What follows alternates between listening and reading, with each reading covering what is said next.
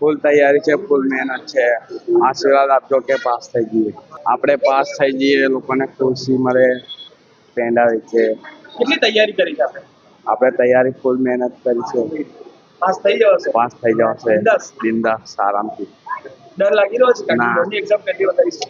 ના, બિલકુલ નહીં. તમામ કાર્યકર્તાઓ સાથે મળી અને એસએસવી સ્કૂલ ખાતે મળી અને ધોરણ 10ના વિદ્યાર્થીઓને પેન, ચોકલેટ અને ફૂલ આપી અને ઓલ ધ બેસ્ટ કહી રહ્યા છે.